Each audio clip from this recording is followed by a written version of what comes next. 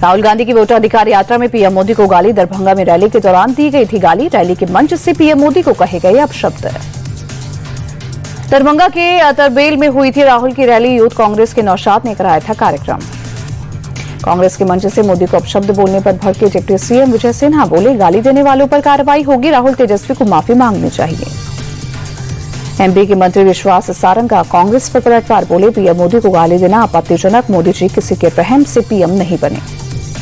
PM Modi को गाली देने के मामले में कार्यक्रम के आयोजक मोहम्मद नौशाद ने माफी मांगी। कहा, किसी ने अपशब्द कहा है तो माफी मांगता हूं, किसी ने मंच से गाली दी है तो भी माफी मांगता हूं। 1 सितंबर को पटना के गांधी मैदान में नहीं होगी राहुल गांधी की रैली। रैली के साथ खत्म होनी थी वोट अधिकार यात्रा। गांधी मैदान उपलब्ध नहीं होने के कारण फैसला। 1 सितंबर को राहुल गांधी पटना में करेंगे पदयात्रा। गांधी मैदान से हाईकोर्ट अंबेडकर प्रतिमा तक पदयात्रा। राहुल गांधी का फिर पीएम मोदी पर अटैक। बोले, PM Modi Amit Shah CEC vote चोरी करते हैं। आने वाले दिनों में अनेक जगह वोट चोरी के सबूत दिखाएंगे। मोतिहारी में राहुल की यात्रा से पहले महागठबंधन में टकराव। कांग्रेस नेता की तरफ से लगाए गए पोस्टरों को आरजेडी समर्थकों ने फाड़ा। कांग्रेस जिला अध्यक्ष गप्पू राय की ओर से लगवाए गए थे पोस्टर को आरजेडी नेता देवा गुप्ता के समर्थकों ने फाड़ा। जान से मारने की धमकी भी दी। एफआईआर दर्ज। संभल हिंसा पर बनी जांच कमेटी ने अपनी रिपोर्ट सौंपी। कमेटी ने लखनऊ में सीएम योगी को सौंपी रिपोर्ट। रिपोर्ट में संभल में अब सिर्फ 15% हिंदू बचने का जिक्र। 1947 में संभल में 45% थी हिंदू आबादी। अब हिंदू 45% से घटकर 15% पर आए। रिपोर्ट के मुताबिक संभल में हिंदुओं को मारे जाने का प्लान था। दंगे के लिए बाहर से बुलवाए गए थे दंगाई। तुर्क पठानों ने आपसी रंजिश में एक दूसरे को मारा। पीएम मोदी की आज से 5 दिवसीय जापान और चीन की यात्रा। आज रात 8:15 बजे टोक्यो के लिए होंगे रवाना। 29 और 30 अगस्त को 15वें भारत जापान वार्षिक शिखर सम्मेलन में करेंगे शिरकत। पीएम मोदी जापान के बाद चीन का करेंगे दौरा। राष्ट्रपति शी जिनपिंग के निमंत्रण पर तियानजिन में 31 अगस्त और सितंबर को शंघाई सहयोग परिषद की 25वीं बैठक में करेंगे शिरकत। ट्रंप टैरिफ के बीच सरकार ने किया बड़ी राहत का ऐलान। 31 दिसंबर तक बढ़ी कॉटन इंपोर्ट ड्यूटी पर छूट। जम्मू कश्मीर में भारतीय सेना ने घुसपैठ की कोशिश की नाकाम। एलओसी पर गुरेज सेक्टर में 2 आतंकवादियों को किया ढेर। तलाशी अभियान जारी।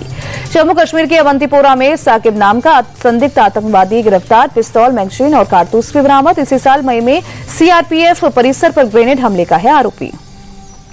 जम्मू में मकान, दुकानें और कई इमारतें क्षतिग्रस्त। ड्रोन से ली गई तस्वीरों में दिखी तबाही। जम्मू कश्मीर के भद्रवाह में फ्लैश फ्लड में फंसे कई लोग। बाद में खंबे की मदद से लोगों को बाहर निकाला गया। उधमपुर में जम्मू श्रीनगर राष्ट्रीय राजमार्ग पर एक ब्रिज रहा। पुल ढहने से जम्मू और श्रीनगर का संपर्क टूटा। इलाके के 30 से 35 घरों को नुकसान। चिनाब नदी में जबरदस्त उफान से रियासी में खोले गए लसलाल डैम के गेट। रियासी के कई इलाके बाढ़ की चपेट में। जम्मू के साथ पंजाब पर जबरदस्त चल प्रहार। गुरदासपुर से डेरा बाबा नानक टाउन से आर्मी के 38 और बीएसएफ के 10 जवानों का रेस्क्यू। गुरदासपुर में अचानक आई बाढ़ में जवाहर नवोदय के 400 से ज्यादा बच्चे फंसे। सभी बच्चों को सुरक्षित निकाला गया।